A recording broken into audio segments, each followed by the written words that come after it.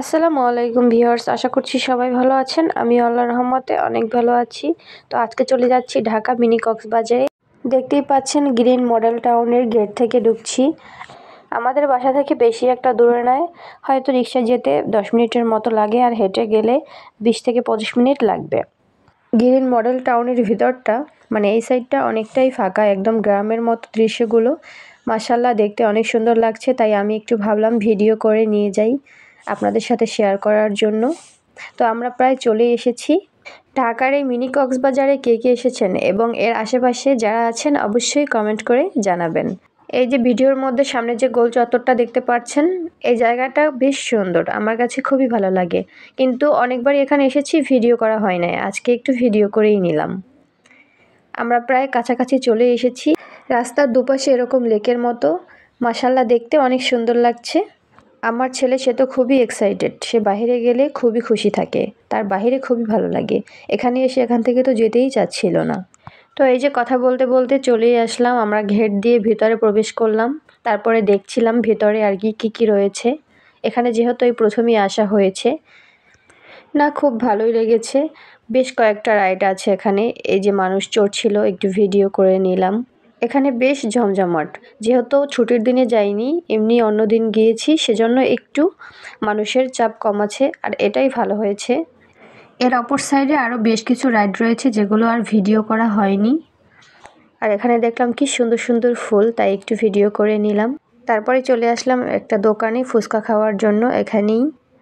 তো এই যে আমার ছেলেও ফুচকা খাওয়ার জন্য ওয়েট করছে। তো চলে এসেছে আমাদের ফুচকাটা আমার কাছে তেমন একটা ভালো লাগেনি, আর বাইরের তুলনায় এর দামটাও একটু বেশি। আমার কাছে অতটা স্বাস্থ্যকর মনে হয়নি, তাই অন্য আর কিছু নেওয়া হয়নি। এই ফুচকাটা শেষ করতেই অনেক কষ্ট হয়েছে। তারপর ফুচকা খেয়ে চলে আসলাম এর অপর সাইডে, একদম বালুর মাঠ সেখানে। এখানে ছেলেকে একটু ছেড়ে দিলাম দৌড়াদৌড়ি করার জন্য। সে তো খুব মজা করছে, দৌড়াদৌড়ি করছে, তার খুব ভালো লেগেছে। এখান থেকে সে যেতেই চাচ্ছিল না।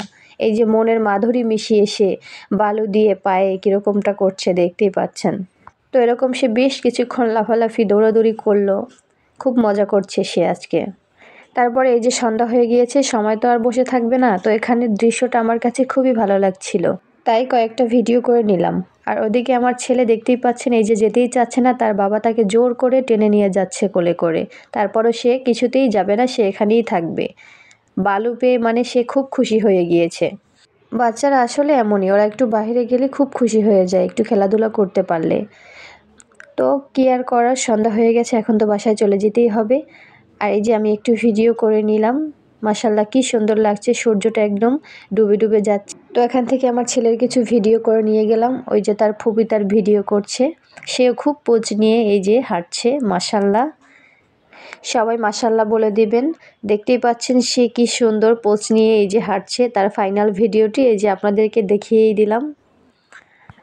আমার ছেলে মনে হয় এখান থেকে 20টা রাউন্ড দিয়েছে, সেদিকে গেছে আর এদিকে আসছে, মানে তার আজকে খুবই ভালো কেটেছে দিনটা। তো এই যে আমরা এখন বাসায় চলে যাচ্ছি, এর জন্য এখন গাড়িতে উঠে চলে যাব। সূর্যটাও ওই যে ডুবে যাচ্ছে। তো তারপরে আর কি চলে যাচ্ছি আবার সেই একই রাস্তা দিয়ে।